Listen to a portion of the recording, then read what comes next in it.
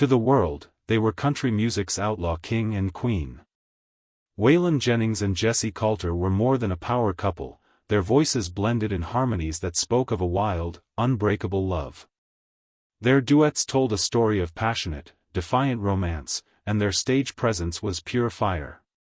But that myth, like all myths, was never the whole story. It was the polished version, while the messy, painful, and profoundly human truths remained behind the curtain. For more than 3 decades, Jessi Colter was Waylon's wife, his partner, and his anchor. And for much of that time, she stayed quiet. She was the steady hand in a life defined by chaos. While the world celebrated the larger-than-life Waylon, Jessi lived the reality. She saw the man behind the legend, the poet behind the swagger, and the struggles that nearly consumed them both. She witnessed the meteoric rise, the terrifying fall into addiction, the betrayals, and the quiet moments of faith that held their fractured world together. While she first shared these stories in her 2017 memoir, now, at 82, her perspective is clearer than ever.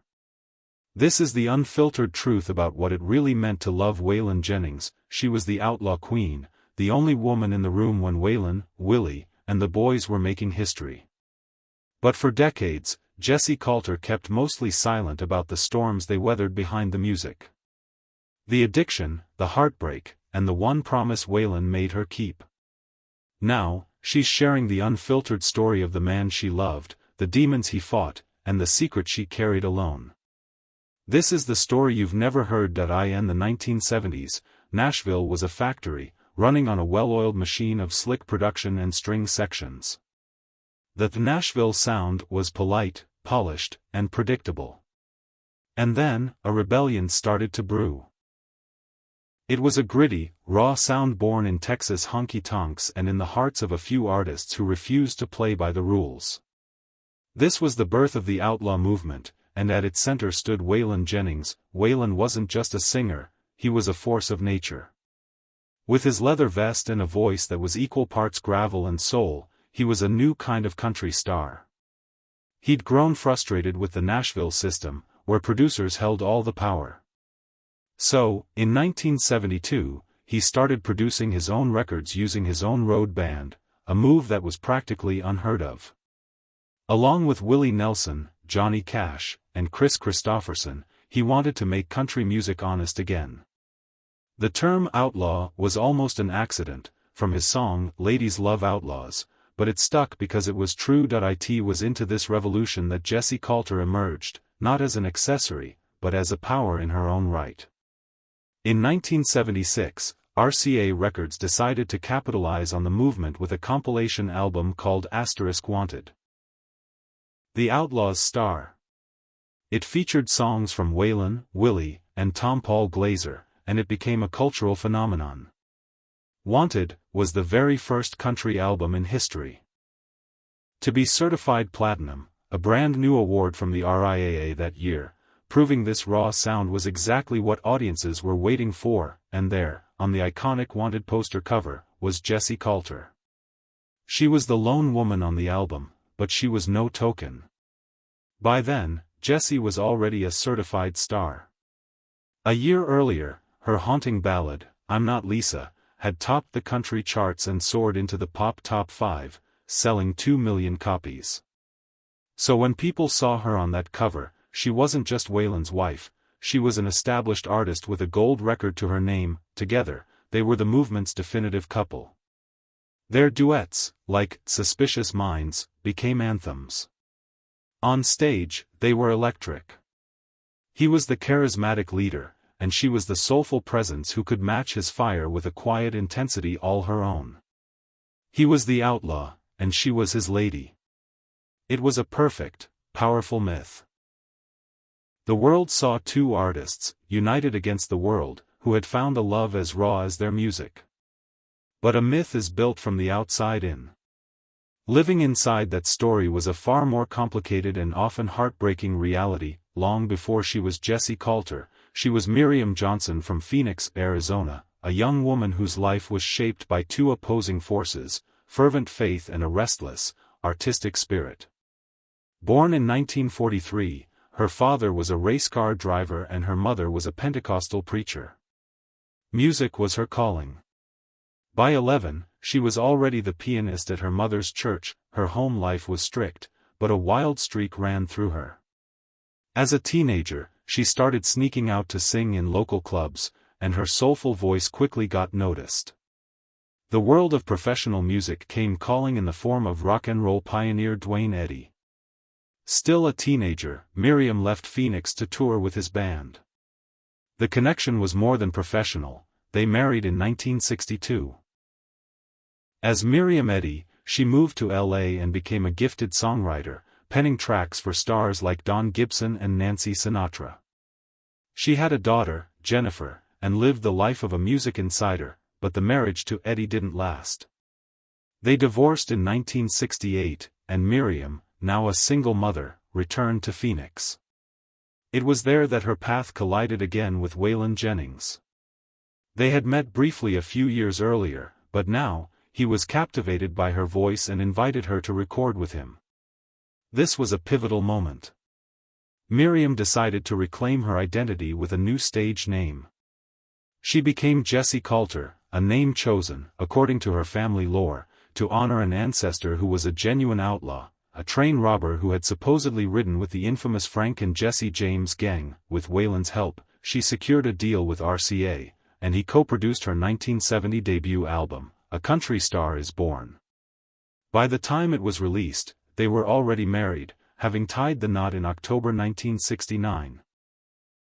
For Jessi, this wasn't some fairy tale. She was a woman who had already lived a full life in the music industry. She'd been a touring musician, a hit songwriter, a wife to another star, and a mother.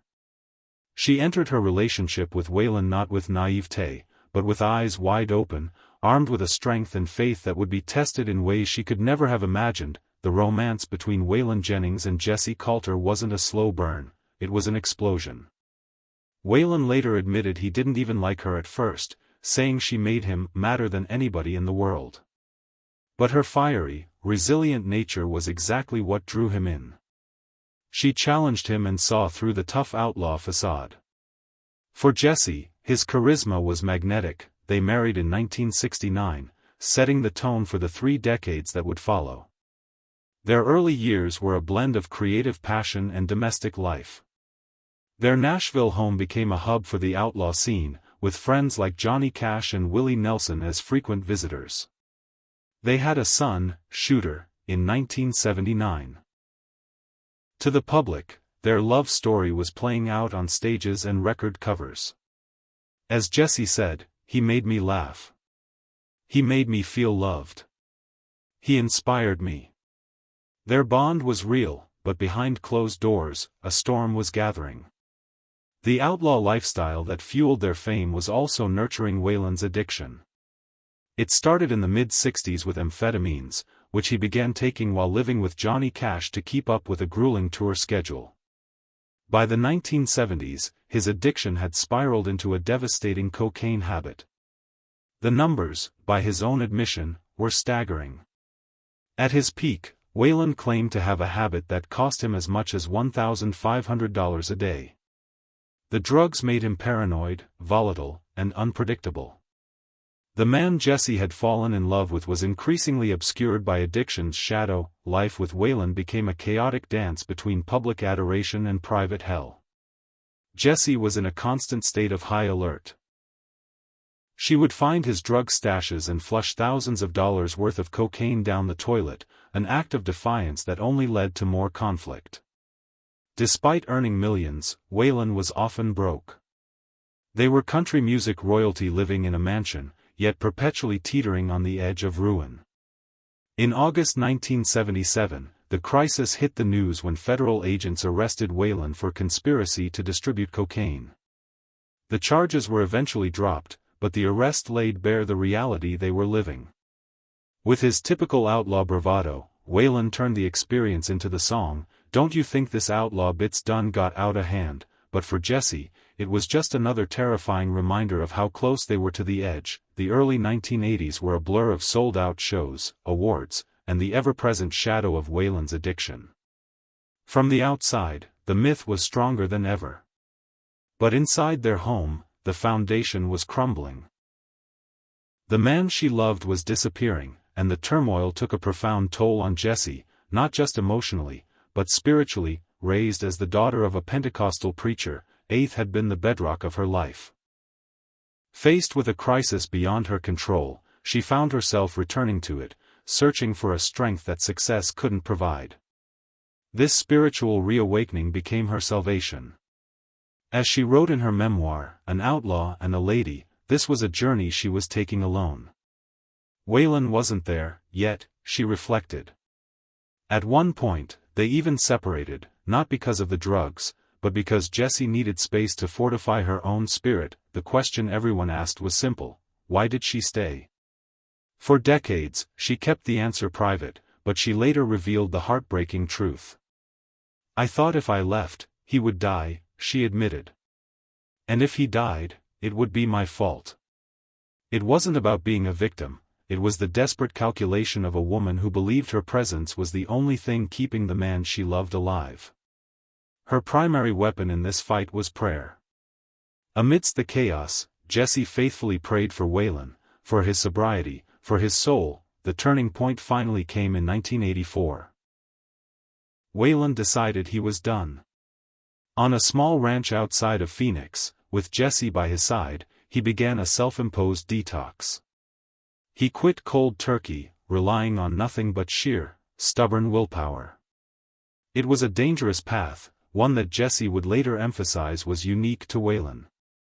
"I thank God that Waylon made it work," she said. "And that I knew enough to stay out of the way."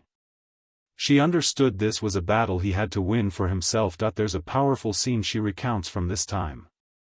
Waylon, in a moment of clarity, flushed what she estimated to be $20,000 worth of cocaine down the toilet and declared he was getting sober. This time, Jessi believed him. He did not lie, she stated. He would never promise something he didn't think he could do. It took him another 8 years to get over the psychological pull, but he had broken the physical chains. He had finally chosen life, answering the prayer Jessi had been whispering for years. The story of Jessi and Waylon is a powerful testament to the complexities of love and faith. If you're moved by stories of resilience and the human spirit, consider subscribing to our channel for more deep dives into the lives of legendary figures. Sobriety didn't instantly erase the scars of the past. Waylon was haunted by deep regrets, acutely aware of the pain he had caused. He would confess to Jessi, "I did foolish things, mainly I hurt other people." He struggled to forgive himself, and it was here that Jessi's role shifted. She became a gentle guide towards grace, reminding him of the power of forgiveness when he couldn't find it for himself. One of the untold secrets of their survival was a decision they made early on, to keep their finances separate. It was an unconventional choice, but it proved to be a lifeline. While Waylon's earnings were often devoured by his addiction, Jessi's royalties from her own career, especially from her massive hit, I'm Not Lisa, were safe. In fact, it was Jessi's money that allowed them to buy their beloved Nashville mansion. It was a quiet act of securing their family's future, a secret pillar of strength that held them up when everything else threatened to collapse. The years after he got clean were quieter. In 1990, in a humble and inspiring move, Waylon earned his GED to set an example for their son, Shooter. After 1997, he toured less, choosing to spend more time with his family. They eventually moved from Nashville to the quieter landscapes of Arizona, a return to where their modern story began, but decades of hard living had taken an irreversible toll. He suffered from diabetes, and his health steadily declined. In December 2001, his foot had to be amputated. Through it all, Jessi remained by his side, their bond now stronger than ever. The final, and perhaps most significant, transformation occurred just months before his death. At Thanksgiving in 2001, Waylon Jennings, the archetypal outlaw, finally accepted Jesus. For Jessi, who had prayed for him for decades, it was the ultimate answer to her prayers. On February 13, 2002, Waylon died in his sleep at the age of 64. They had been married for 33 years. In the years that followed, Jessi would reflect on their life together, not with bitterness, but with a deep, abiding love. "He is missed," she would say. "There will never be another one like him."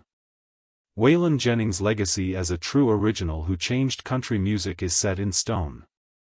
That legacy is fiercely protected and carried on by his son, Shooter Jennings, a successful musician in his own right who continues to introduce his father's work to new generations, but the other half of that legacy, the one that is only now being fully understood, belongs to Jessi Colter. For decades, she was seen as the loyal woman behind the larger-than-life man. Now, she has given the world the rest of the story. It isn't the story of a victim, but of a survivor. It's a story of a profound love that was strong enough to withstand the darkest storms, and a faith that served as an unbreakable anchor in a life of chaos. Jessi Colter's story is one of mutual salvation. She helped ground Waylon, providing the stability and faith that ultimately led him to peace. In return, he inspired her and loved her with a passion that defined her life. In telling her story, Jessi has stepped out from the shadow of the outlaw myth to stand in the light as a figure of incredible strength, resilience, and grace. She is, and always was, far more than just the outlaw's lady.